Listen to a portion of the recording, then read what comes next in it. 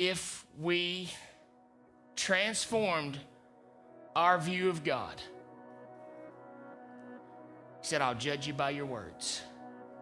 If you think he's a harsh taskmaster that's impatiently waiting for you to get right, then you will be a breeding ground for unforgiveness. But if you're a place that believes that he's given us a spirit of adoption whereby we cry, Abba, Father, and he's washed us and made us white as snow, and he's your dad, and you can come boldly before the throne of grace and you can receive mercy, and you know he loves you, and you know that he's forgiven you, and you know that you are the head and not the tail. You know that he is making all things beautiful. You know, like Joseph, you guys meant evil, you meant harm for me, but how can the second person to Pharaoh sit around trying to talk about how bad their brothers treated them?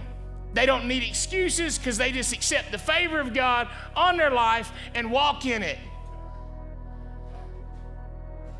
You can live in a place where you don't need excuses, no matter where you are, because you're just covered by his love. And no matter where you are, you just know that he's proud. No matter where you are, you just know that he loves you. And so I don't need to put my debt on somebody, and I don't need to go back and find blame, and I don't need to make justification through someone else's error. I don't need all of that because he paid it all. And when you look at someone and say, but him, you're looking at him and saying, you're not enough. There's absolutely no way to have unforgiveness in your heart without looking at the cross and putting it peripheral and making it in vain.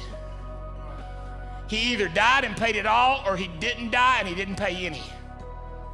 He's not a halfway God. He's not a part-time God. He's not a you work with me and make yourself clean God. He's an all-the-way God.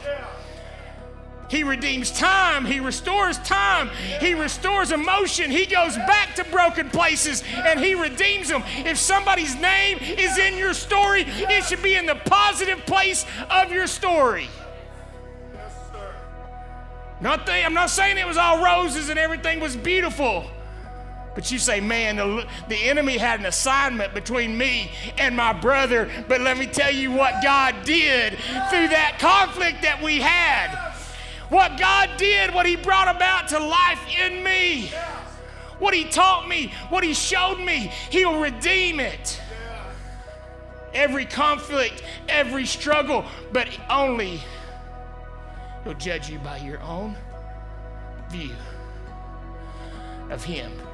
And that judgment is just letting you live in that view of him, which is a miserable place trying to appease an angry God and looking for someone to shift the blame to.